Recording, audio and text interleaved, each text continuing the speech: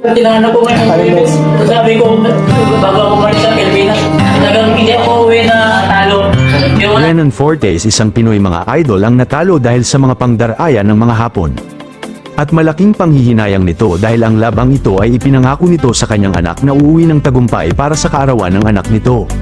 Si Renan Fortes ay may ring record na 13 panalo at may 17 talo. Madami ang talo ni kababayan ngunit patuloy pa rin itong lumaban. Samantalang ang kalabang Japanese fighter na si Keita Kurihara ay may kartadang 19 wins, 6 losses, and 16 by knockouts. Sa labang ito mga idol ay napaiyak ang Pinoy sa pagkatalo nito. Pero sinabi ng Hapon na si Kurihara na talagang panalo ang Pinoy sa laban nila, at naniniwala na talo talaga ito, at ang ating kababayan ang totoong panalo, kaya pumunta agad ang Hapon sa dressing room para humingi ng paumanhin sa nangyaring dayaan ng tao sa Hapon, at maghain ng protesta para maibigay ang panalo sa ating kababayan.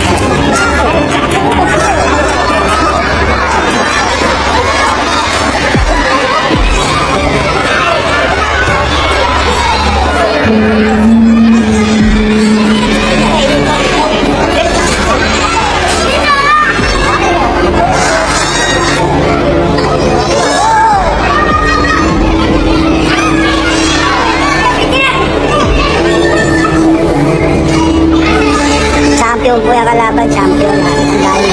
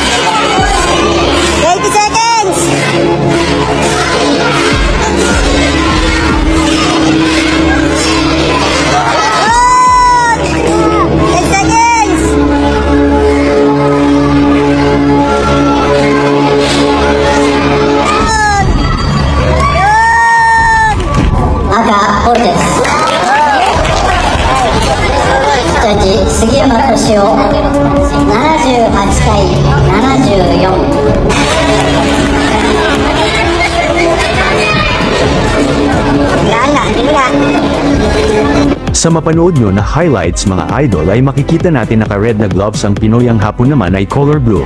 Kayo na ang maghusga mga idol, comment nyo na lang po sa ibaba at pupusuan ko po yan. Salamat, God bless, ingat.